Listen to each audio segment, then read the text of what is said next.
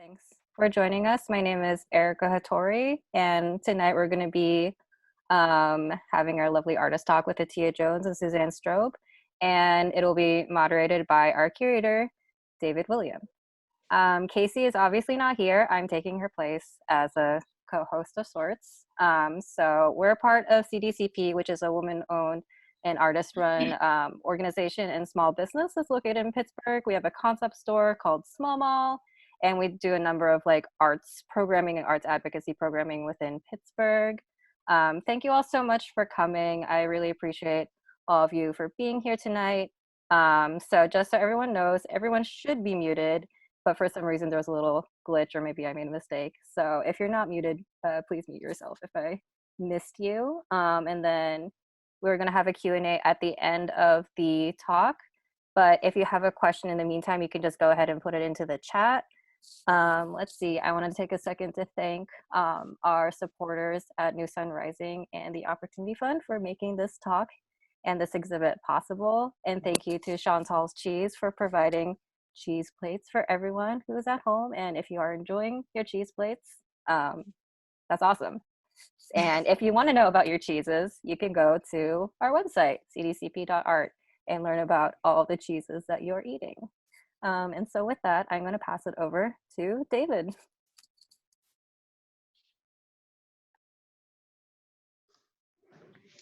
Thank you, Erico. Hello, everyone. Thank you again for coming. This talk is a companion to the virtual exhibition, which is up at CDCP Art. Go and check that out. That's going to be on view through March 7th. You can look at some works by our wonderful artists, and you can buy them straight through the website if you're so inclined. And we'll organize shipping to you or local delivery if you are in Pittsburgh. But definitely please check out the work. If you got another browser tab to spare, maybe pop that open so you can look at some of the show while we're up here. So this artist talk is between Atiya Jones, based here in Pittsburgh, and Suzanne Stroebe, based out in the Bay Area, out in California. And we brought them together under this umbrella of exhibitions loosely tied to craft. And we looked at Atiya's work and Suzanne's work and the way that they're exploring form and color and mark making and how they're approaching putting this work together in sort of very ritualistic ways. Reminded us a little bit of patchwork quilting and mending and all of these kind of ritualistic practices that go into certain crafts. And we also just thought the work would look fantastic together. So we brought these two together for this show, Witchcraft. And we think these artists, though their approaches differ, they both sort of have this deeper sense of story and magic that they bring to the surface of their practices.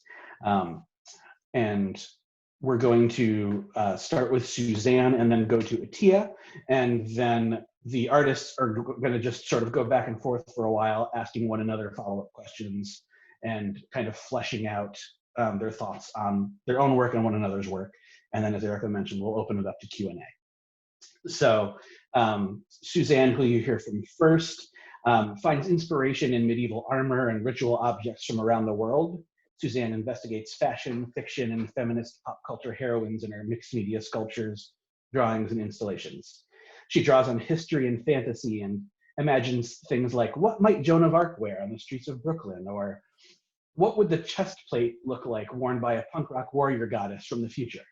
And those all come together in these very colorful wall sculptures and drawings that you can see on the exhibit page and that Suzanne will show you in her slideshow coming up.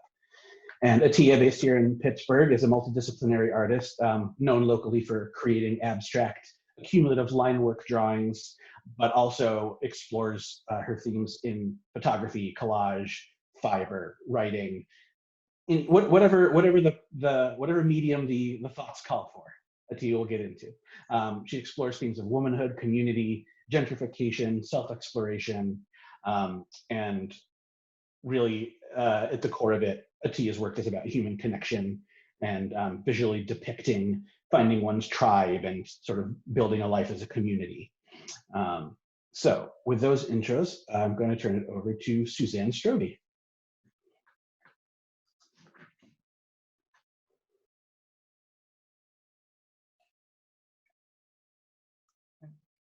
I'm muted, of course. So while I'm sharing my screen, I just want to say that although this isn't the format we originally planned for this event, it's actually really nice because there's a lot of people who are here tonight who wouldn't be able to join us if we were in Pittsburgh. So looking at silver linings. So I'm just going to show a few slides that hopefully put into perspective, kind of show the lineage of the work that is in this exhibition. And so first I'm going to go way, way back. This is a piece from 2003, 2004. So this is when I was an undergrad. And in undergrad, I studied painting and drawing. That's at a time when I was really identifying myself as a painter. Yet in my senior thesis course, this is one piece of a large body of work I did that actually contained no paint. So this contains felt, thread, embroidery felt, or embroidery thread, and lots of pins. And just sort of a little side note that I was thinking about when I was putting together these images. Since I moved back to the Bay Area a little over a year ago, I happened to live with a good friend, Bonnie, who's here, who we've been friends since we were 19. So I actually get to live with artwork that I've made from when I was 19 until now. And in thinking about this tonight, I was really thinking about threads, pun intended, and just trajectories of my work that leads through to today. So I thought I would start with this piece. So now moving way forward, this is two images of one site-specific installation that I've had the opportunity to create 3 or 4 times. On the right is the first iteration of this installation at Soho 20 Gallery when they were in Chelsea. And on the left is the most recent and my most favorite version of this installation, which was at Cloying Parlor, which is Diane Dwyer's project space in Bed-Stuy, Brooklyn, which also happens to be how I know David, so lots of connections. And this piece is just ribbon, which I freeform weave directly onto the wall without a plan. I just choose a palette based on the space that I'm making it in. I also really wanted to show one image from an exhibition that was really generative for me. I saw this in 2017 at the Met. It's called Jewelry, the Body Transformed. And because it was at the Met and they drew from their collections, it included images, or it included works of jewelry and different body adornments going back to ancient Egypt up until the 1950s or 60s is, I believe, where it ended. And those of us who are artists know that sometimes you see a show that just makes you want to run to the studio and make lots of work. And I still feel like I'm making work in kind of response to some things I saw in this exhibition. And I was glad that I found this because actually this piece, which is in the show, is the title came from there. So Ring Brooch from a Lover, for a Lover from 2019. And you can see this image for a longer time in the exhibition, but I do want to mention some of the materials, again, thinking about craft and the concept for this show. Glitter here and air dry clay, jewelry wire, graphite, paint, and a found branch. These two pieces also in the show are part of the same body of work that I'm still engaged with today. Again, thinking about adornments, jewelry, things that we put on our body. Why have we been doing this since time immemorial? Why do we continue to do this? Why do I personally do this? And what is the significance of this, like as humans?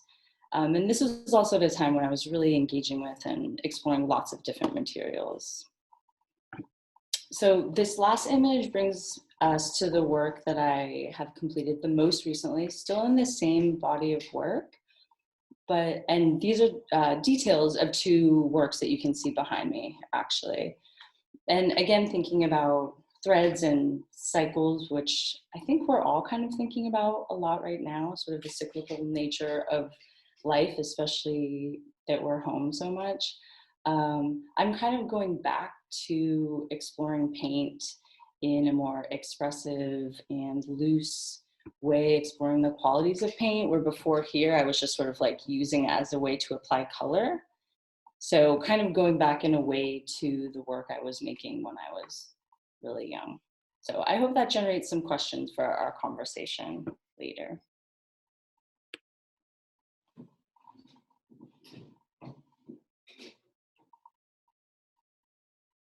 Atiya, you're up.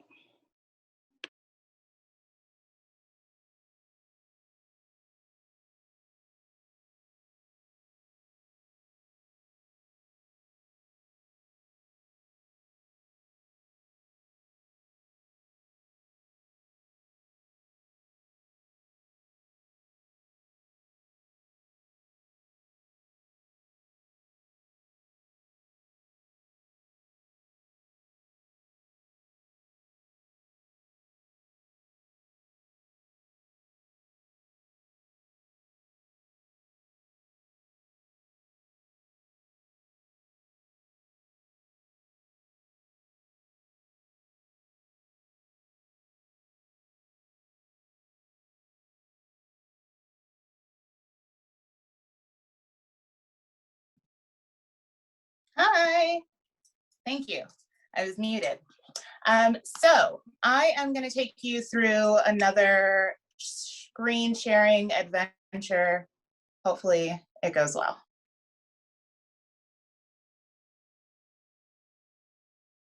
Boop. Great. So my name is Atiya Jones, as David mentioned, and I create abstract accumulative art. Early on, we saw lots of biophilia, experiences of womanhood, and I talked a lot about gentrification as well. I'm from Brooklyn, and living there, I was able to fall in love with creating work publicly. This is one example. Second example. And when I moved to Pittsburgh, I knew that I really wanted to continue that as a part of my practice here. And I think I was pretty successful with it, but then we went inside. And this picture is from March last year. It's the last photograph of me sitting at my dining room table before my house became a mask making factory. And early on, I focused a lot on mending projects, a lot of really obsessive repair work, because it felt good to put things back together. And so there was a lot of art just about repairing things. And it was a lot of accumulative actions to save, you know, like fundraising, accumulative saving, fundraising, sewing became that way for me. But I really lost a bit of my home in that process, in turning my house into a studio space. But I also lost a little bit of the studio mentality by bringing my artwork into my home space. And I felt a lot of that change during that time. And so this artwork, all of the salt sculptures that are in Witchcraft, are based in the idea of reconnecting to myself. Even in isolation, I felt really pulled in a lot of directions. And creating, and specifically this first piece, and just spending that time with myself, and all of the lines are very avoidant of one another. But in the process of creating it, I was able to kind of reconnect. And so these are some of the process shots from the paintings. One of my favorite parts of this work is the stuff that you guys don't get to see. These moments in between being a painting and becoming a sculpture, these kind of rosetted, messy parts. A lot of my process is about connecting things. And in creating this work, I really was able to understand that I could not do this without having done everything I've completed in my life. And like these sculptures could not exist without the agony of mask making and producing an incredible amount of product in a very short amount of time. And so sealing this project, kind of finishing things off, this is the last pillow that I made, and I was able to complete it the day of the inauguration, which was significant for me because moving to Pittsburgh I moved here in 2016, which was obviously the year of the election. And so kind of wrapping this project up felt like a graduating point. It felt really good to be done. And so it feels great to be done. It feels great to be done with that president, with that year, with these times. So those are my slides. That's that part. And now I'm really excited to talk to people because I hate talking to myself like this.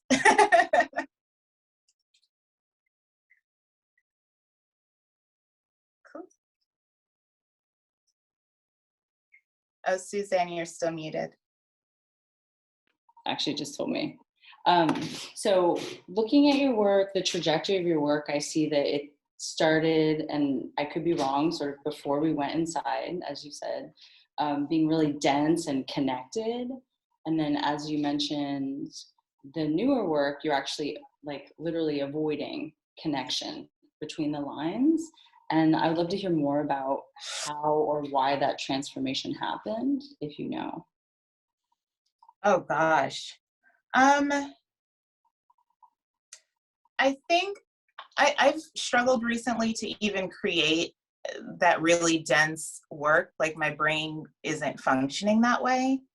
And I think a lot of the work that I create is very deeply connected to mental health and just how I feel. And it's wild to look back at that work and to look at how intense and crazy it is, because I think I felt really intense and crazy around the time of making it. And although that hasn't particularly shifted too much, I'm still insane, but I'm a lot freer, you know? And so I think that, you know, I remember talking to my mom at some point and she was like, you know, because I was creating only in black and white. And she's like, at some point, you're gonna find color and you're gonna want this. And these changes are just going to occur in your work. And so I think the transition was just natural. Like I feel looser, so the lines are gonna be looser. Okay, and even that specific sort of rule, I don't know if you call it a rule, but where the lines don't touch, is that just sort of a game that you play to help you when you're making? You know, I think we all kind of do that, create rules or don't, just to sort of help. Yeah, there weren't any rules, to be honest. I like went out onto the balcony and just made the first line. All of the work is kind of directed by the first line. How long that line is, which direction it's going in. Like each drawing has a core first line. I can't find it once the work has really begun, but I can't say that I went into this process with any intention beyond spending time with myself, you know. But I have a question for you, and I don't want to forget it. You talked a bit about circles momentarily, and I was like, ooh, shape symbolism. And I'm wondering where you acquired information about shape symbolism. That's interesting.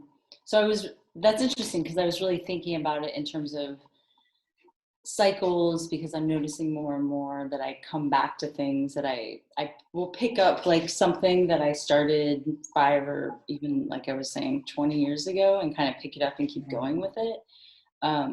But shape symbolism, that's a really good question. That's something that I'm still kind of figuring it out. I definitely, as I mentioned, am referencing the body.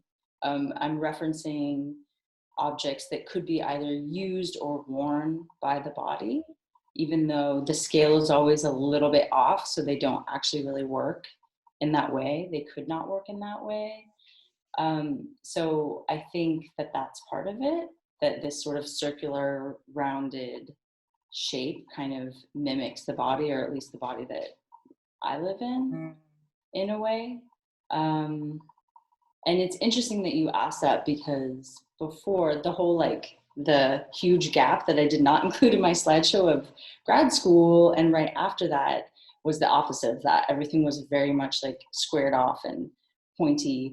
And I've really moved very far away from that recently. Just, I think, thinking about more like organic shapes, essentially, and referencing that as opposed to referencing a lot of times if you're making especially sculpture, I think, and you are using very linear, like lines and squared off shapes, you're referencing a whole other history that isn't really what I'm interested in. And there was this sort of break where the shapes changed and became looser. And then also just thinking about being looser in general, like I talked about with painting, is something I'm just trying to do in the studio, just literally have more fun and be, not that I'm not serious about my career, but be less serious in the studio. And with that kind of came these like looser, more like fun shapes. Right. And you mentioned like the identity of a painter, or identifying as a painter and then no longer identifying as a painter. Mm-hmm. And I was curious about how kind of releasing yourself from that identity, because you didn't lose the skill, but you've lost that as an identifier. How did that shift your work or your time in the studio?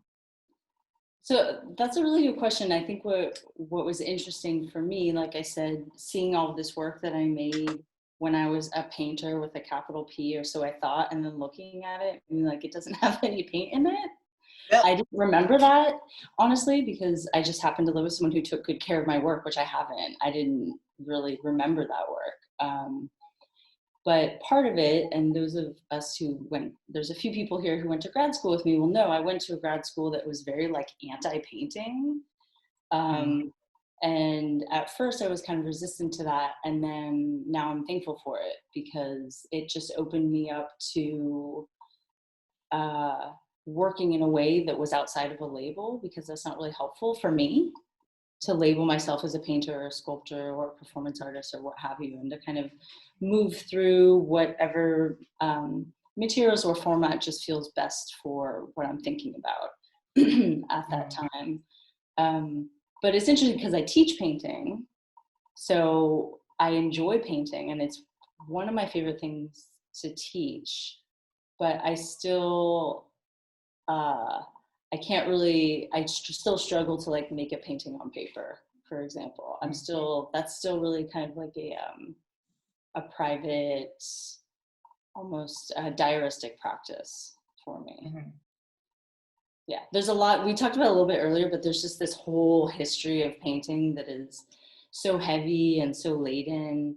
And again, it's just sort of freeing to just kind of like step back from it and use paint if I want to use paint, but not have to really consider myself to be a sculptor or a painter or anything like that. I just make stuff, basically. Is that how you identify now, as just as an artist? An artist. Mm-hmm. Yeah, because even though I work sculpturally, I was thinking about it. I've never taken one sculpture class in my whole life. I've taught sculpture a lot, but I've never studied it. So it's just kind of what naturally happened. What I really have studied is painting and drawing. Mm-hmm. So that will always be in the work, but, and then going back to the themes of the show, which was really interesting for me to think about, incorporating whatever materials from my childhood and that just sort of bring me joy and inspire me are often sort of more crafty or like little kid materials. And that's what I'm going to use then. I'm just going to use whatever is generative and inspiring to me in the moment, essentially. But what about you? Do you consider yourself a painter, since we're talking about this? No, I use paint. I think a couple of years ago, or at some point, the term multidisciplinary artist came across, or came into my worldview, and I think it was a real gift. I was like, oh, there's something for me. Like, I don't identify in any of these ways. I'm just a person who will use whatever is in front of them to get a point across. And, you know, I think I identify as a person who wants access, you know, like that's my identity. I want access to things. I can make anything if you give me the tools. And so I don't feel like there's a real purpose for me to identify in one specific way. Yeah. Because what if I want to change my mind? Right. Well, you can always change your mind. I know, you're allowed. Those things are allowed. Those things are allowed. David, can we answer like questions? I see questions. I would love to look at them and answer them. Absolutely, yes. We have questions from the audience. Okay. Suzanne, what are the clay materials? And what are the materials in the final pieces you showed? I think those are overlapping but slightly different questions. So the final pieces I showed were the shows that were here. And so most recently I'm using paper clay, which I really, really enjoy. I love ceramics and clay, but I don't always have access to a kiln. And I found a material that really works in a really similar way to clay, but air dries, and you can paint it. So paper clay, and then the two pieces before that, they are really a mix of this paper clay, air dry clay, and also at that time I was really experimenting with resin. So they also have resin. But more and more I'm moving towards using materials that are non-toxic and that are also not super bad for the environment, which resin is essentially plastic. So I'm not using it that much. And it's also heavy. And I just like to have my work be pretty light for lots of just logistical reasons. It's really nice to have work that doesn't weigh a whole lot. And then in terms of paint, I use acrylic, and I really love flash paint a lot. And then some of the details are oil pastel or water soluble oil pastel. And then mixed in there is lots of other materials that are more like jewelry materials, like beading, jewelry wire, and jewelry chain. Related to some of those responses and some of the wood that we're seeing in there as well, a question from Mary is, how has moving back to the West Coast impacted your work's aesthetic and your choice of materials? That's a very good question, Mary. And Mary's from the West Coast, so she knows. It's so weird, and I was thinking about this because I figured it would come up tonight. And it's this really weird experience where I was living in New York for like 12 years. I moved back, and then like 5 months later, we had the pandemic. So I actually don't really know what it's like to live in the Bay Area. I only know what it's like to live in the Bay Area in a pandemic. But absolutely the landscape, I live in a really beautiful place right on the bay. So I'm not in San Francisco. I'm about, I think, like 45 minutes east. Benicia, right? Benicia, yeah. Okay. And it's kind of a cool, like, old industrial military town. So lots of weird stuff washes up all the time. So definitely incorporating a lot more things that I find. And I'm sure we all have developed routines or rituals that are kind of like keeping us going right now. And one of mine is just taking lots of walks, especially every morning. That's like a non-negotiable. So I collect lots of things on my walks, but then also just seeing this like beautiful vista and the sunset and the fog. And so I think my palette has changed a lot in response to that. That makes sense. And how does it feel to circle back to your UCSC undergrad work and incorporate it in what you're doing now, asks Michelle. Oh, good question, Michelle. That's my sister. I'm still figuring that out, but like I said, it's, in a way, I find it very satisfying to know that the person who was making art 20 years ago is still kind of wrestling with and fascinated by the same things. And like I said, you know, our memories are not accurate, right? So what I remembered making in undergrad was not what I actually made. So it was interesting to see that a lot of the materials that I'm still interested in are the materials I still like to use. And that really goes back to the theme of the show, which is craft materials. Because for me, and I think for probably a lot of artists, that was my first experience making, was jewelry and cross stitch and things like that. Cool. Speaking of kind of events of the past year, Brandy asks, Atiya, did you find that your work evolved or moved in a different direction in the past year as the result of multiple political, racial, et cetera, events? And if so, is that tide starting to change once again now that we're in this place in relation to those things? Well, I mean, of course my work changed a bit, but I think I'm unable to produce certain things in a certain way. Like, I cannot draw my lines in that compacted way anymore. It just feels too intense. Having to sit at a desk in that way is very hard for me. Where I really feel that it's necessary to be as big as possible artistically right now. I want colors, I want just bold things. Visibility is very important. I think what has changed the most is my motivation, not necessarily the style. Like or actually, I don't know, because I'm using text a little bit more now, where the abstract isn't working for me as much as I just want to say what it is I have to say. And so, yes, the last year, but the last 4 years, and also kind of processing my entire lifetime right now has deeply affected the things that I'm making. And I want to make things that matter to me. You know, I'm thinking less about clients and more about what I want to make. I'm thinking less about function and more about art. So, yeah. Also, hi, sister. That's my sister. Do you feel like, oh, go ahead, Erica. Oh, sorry. I just wanted to take a second to call on some people who had their hands up for like a second. Yeah, go for it. So I saw, David, that you had a question a while ago. Yeah, I did, and I still do. I'm just curious, Suzanne, how you feel about the art that you create in the Bay Area, in the San Francisco area, after having lived in New York for more than a decade, being taught in New York, and being exposed to a community of truly fine artists that were out on the edge.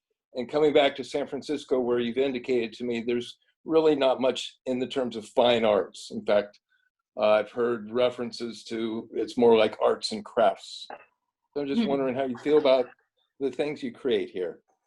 That's a good question. This is my dad. Hello. That's a really good question, Dad.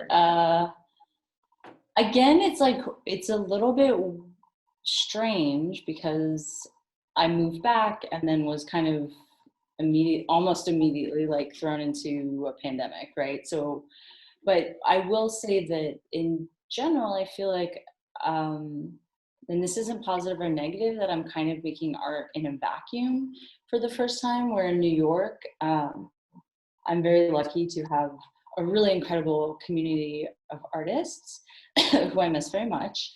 And part of that is receiving constant feedback. And sometimes even it was like, it could be too much feedback, right? You know that, we all know that sometimes you need to like cut off the feedback and just make. And now I have really almost no feedback, except for I have my art happy hour with Loretta and Mary every Friday. But in general, I'm really just making for myself. And the only one who really sees it is my cats. So I'm really They have no opinions? no. Sometimes he tries to eat stuff. he likes to eat paper mache. But other than that, no, they have no opinions. So there is just that I'm really just making for myself. And then also I don't really show my work here. So that's, I mean, I can think about that in a good way too, is that I'm not making work kind of like Atiya was saying, thinking of a client or thinking of anyone else in mind. It's really just what I want to make. So, good question, Dad. Thank you. Great answer.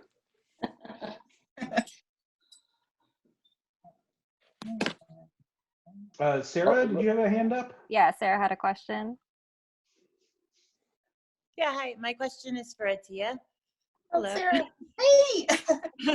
So I was thinking about the work that I've seen of yours before this, and it was very kind of sleek and graphic, kind of elegant looking, very different to the kind of more biomorphic shapes that you're working with now in terms of your lines. And so I know you were just speaking about how you're making work that you identify more with now than you used to, and less about the client and more about what you want to do. So I was wondering if that's part of it, and if that's going to move into your public art once things open up again, in terms of, you know, creating artwork like in a larger scale publicly. Well, I hope to see it in my work in the future, large scale. I think I am very fortunate to have an identifiable kind of visual language, but it is also a gift and a curse, because I am known for one thing while I have a very extensive skill set. And so there's a part of me that wants to make work that doesn't look anything like my old work, which is definitely what's happening right now.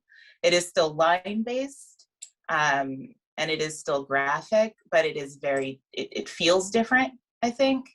And it excites me to have the challenge of having to get people used to something new, because I'm always going to evolve as a human being. And I guess as a human being wasn't necessary.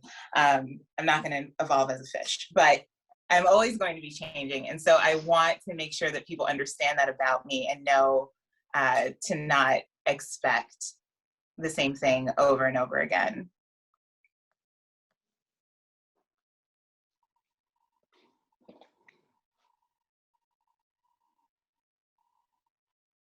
Question for either or both from the chat, from Nikita. Do you feel that reading and writing directly impacts your work in any way? Good question. I mean, I'll go first, like 1000%. I write every day. I've always been a journaler. I've had a journal since I was 7. Like, my life is on paper. So writing is really, really, really important to my practice. I've had to switch a little bit to audiobooks. I'm not reading as much as I used to, because my hands are literally always busy. But I listen to books more than I am reading them right now. And I think I mentioned I'm in grad school right now, so all the reading I'm writing that I'm doing is for that. And I don't think it's informing my work in any way, but in general, reading is, I mean, I've always been a reader, but I sort of try to force myself to read about art, but for whatever reason, that doesn't interest me all that much. I love looking through catalogs, but really reading for me is an escape, and something that I just enjoy doing for fun. So that's a really good question, Nikita. I need to think about that. I don't know if what I read informs my work or not, although maybe, because now that I'm thinking, since moving back, I got, a bunch of my old stuff out of storage, and in the pandemic, I've been rereading all my favorite books from when I was a little kid, and I'm realizing they're all about these like warrior women, like with their animals and stuff like that, and that was really what I identified with as a kid. So there's probably some connection there, but I wish I was a journaler. Like, that's like goals for me, atiya. You can start today. Every day is a day that you can start journaling. No, I start and I get into it, and then it's not one of the practices that I'm good at maintaining, although I feel so much better when I do. Yeah, but I don't. Well, I have a good friend who always reminds me that every day could be your day one. True. And I have a stack of fresh, nice journals. So you have no excuses. This is true. I don't have excuses except for all the homework I have to do. That's my one significant. So Laura's asked for both of you. Historically, a lot of craft making has been done by women and seen as minor or not so professional in a fine art environment. Can you talk any about these assumptions and preconceptions about craft making, and if that's affected how your work has been received as artists who happen to be women and who occasionally have their work not necessarily compared to craft, but related in some way to some craft?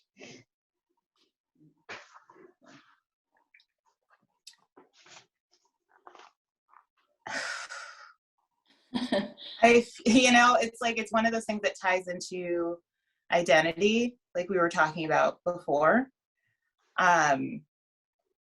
There's so much technical skill needed for the work that either of us do, that it's so demeaning to call it something like arts and crafts, or it can be taken that way. Mm. But at the same time, there's no reason that is demeaning. Like it shouldn't be, but because of sexism, it becomes that way because these things are tied to women. So they're valueless or devalued because they're tied to women. For me, it motivates me to price my work higher. I was going to say, this seems to directly relate to your mask work and your hat work. Yeah, I mean, it's also a matter of looking at other markets, right? Because there's no reason that something that I make with my human hands should cost less than something that you can buy at Target.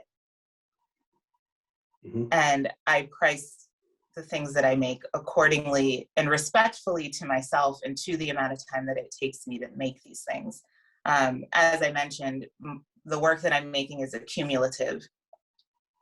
I've been sewing for 20 years. I didn't just start making masks the day that I learned how to sew. This is 20 years worth of work on my back. So that is incorporated into my pricing, and the same thing for my drawings. I started drawing this way over a decade ago. And so, I've put that time into this practice. And so I treat myself with the respect that I think I deserve. But that is informed by the misogyny that I know exists in this world. And Lars, so going back to the work I showed at the beginning, that was something I was very deeply engaged in undergrad, and read a lot of theory related to that specifically. And maybe I'm just being optimistic, but I feel pretty happy to say that I feel like that's opened up a little bit, that there is a less of, like when I was talking and reading about that in undergrad, I felt like there was really very much like the craft world and then the art world, and there was a huge divide between the two. And I feel like in the time since, they are overlapping more and more. And people have all sorts of opinions on this, but I'm seeing more and more men and just all folks using these materials and these techniques that maybe either they're acquiring in adulthood as artists, or that they're reincorporating from their childhood. So I do feel like that divide is dissolving a little bit, and I'm happy to see that. And in my more recent work, as I sort of mentioned, I'm just not worrying about that anymore, because honestly, I feel like a nice thing about getting older is just like, I don't care. Like, I just am really using the materials that bring me joy and inspire me, And more, those are the materials that I used when I was first learning how to create, and that remind me of that time. And then also, as I mentioned, I work with kids, so I see that they are so free and spontaneous and just are literally grabbing whatever is around and throwing it in their art. And that's the way I hope to create. So I'm not thinking too much about the politics of it, I guess, although it is still there. Like I said, I think that's changing a little bit. So hope.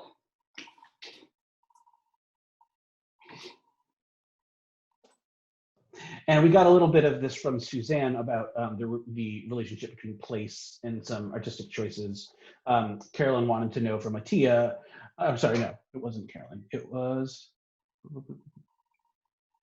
Caitlin. Wanted to know from Atiya, how is your work influenced by where you are, and was it and what kind of changes did you detect coming from Brooklyn to Pittsburgh?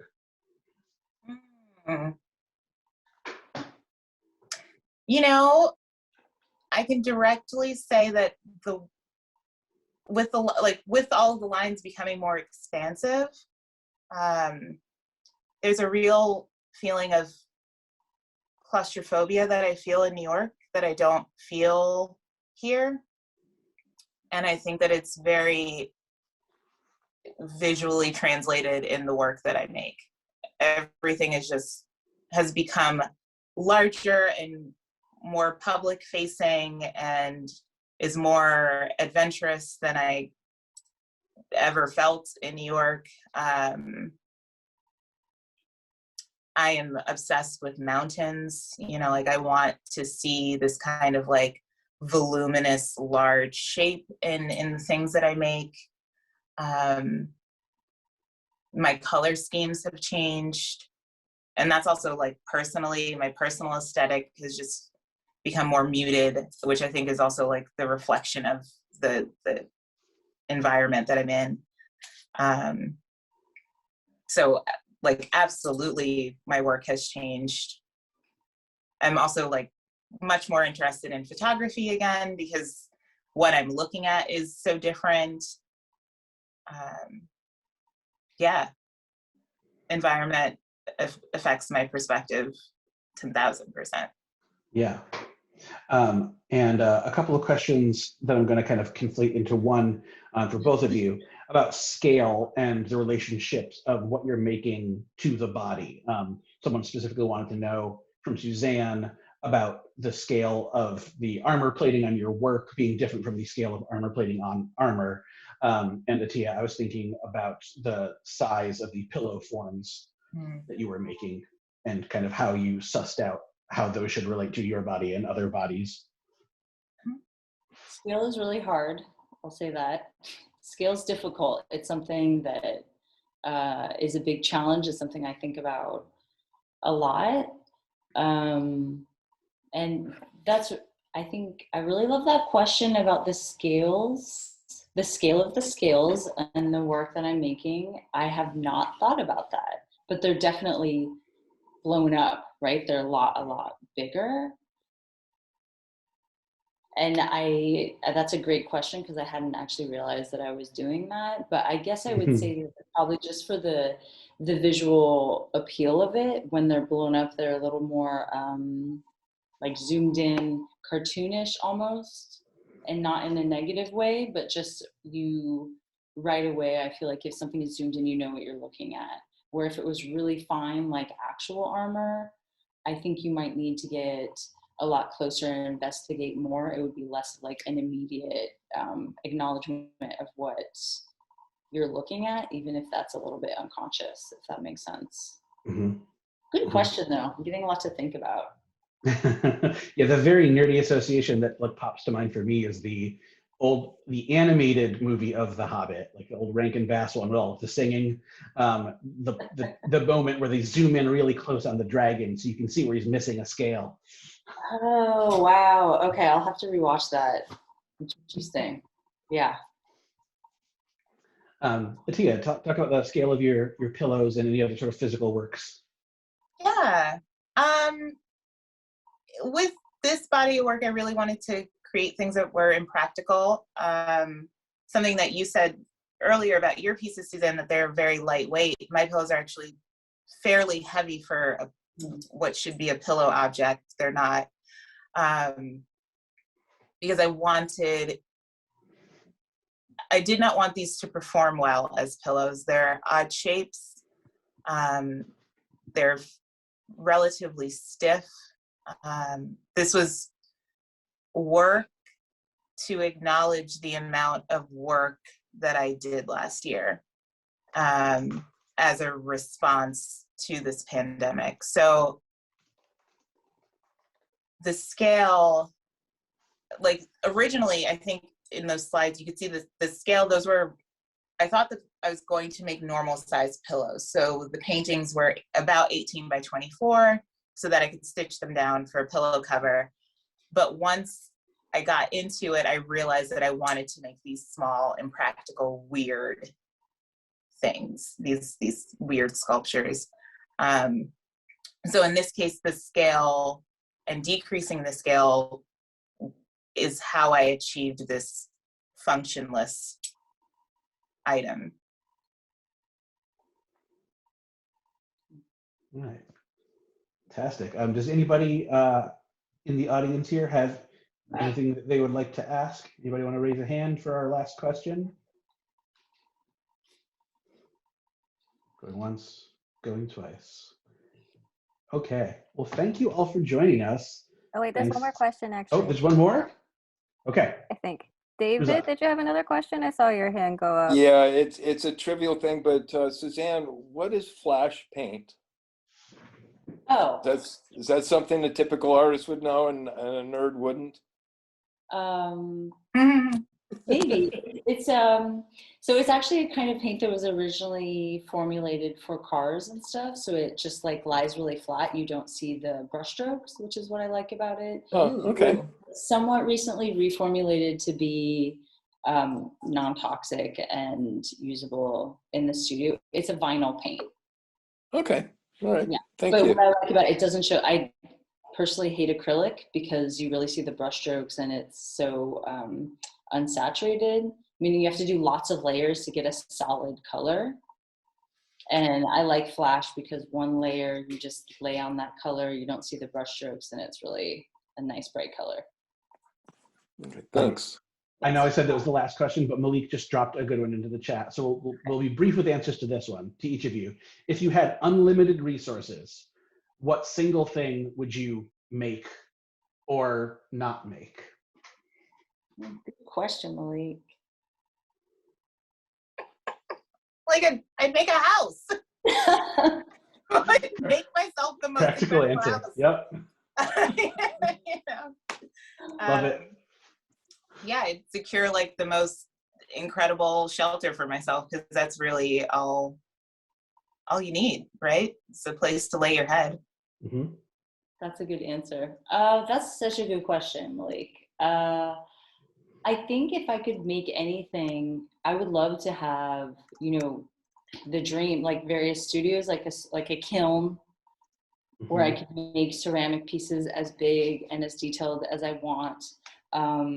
And what I would actually love, as someone who considers myself a lifelong learner, I would just love, if I had as much money as I wanted, to just take 1 million classes, to take welding classes, to take loom weaving classes. My sister is like pointing at you right now. So I would just love to, I feel like I'm trained in one really specific thing, but there's so many art forms that I would love to learn. And I know we have YouTube, but taking a class is just such a great way to like dive into a new material technique. And from that, you can just generate so many ideas. So if I could just, go to art school forever, but not have to ever have a critique, that's what I would do. As much money as I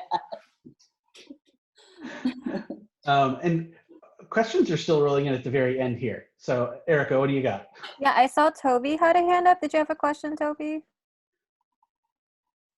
I did. Real quick, just if someone was newly looking at your artwork and you wanted them to get an idea of who you was as an artist, what would you portray What would you say to them? What do you think you would want your artwork to say to them for somebody who newly looked at your artwork for the first time, sister? I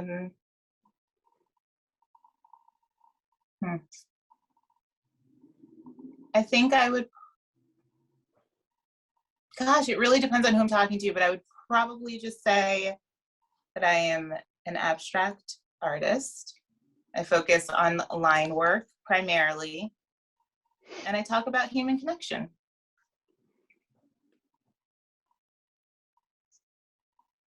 Because that's really all I'm doing. Like, I could repaint the picture 10,000 times, but all I'm talking about is being alive and what it feels like to be alive. And sometimes it's really chaotic. Sometimes it's loose and pretty. Sometimes it's just a photograph. It's just about being alive.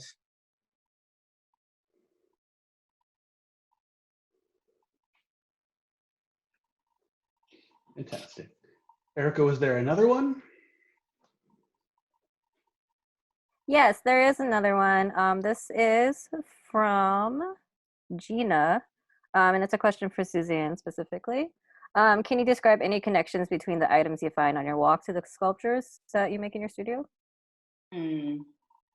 So that's a good question. A lot of times the pieces that I find will just like hang out in my studio for a long time, but they're usually the start.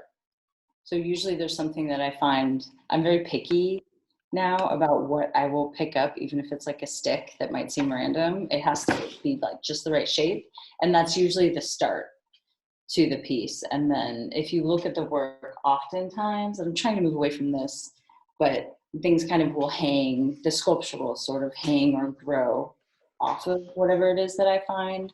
So yeah, it's usually what generates the idea, because I find something like I have to use this. So then I have to find a way to create around that found object. Good question, Gina.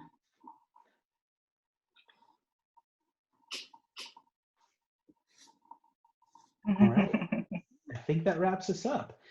Thank you all so much for being here. Thank you, Suzanne. Thank you, Atiya. Thank you, Erica. Thank you, Chantals.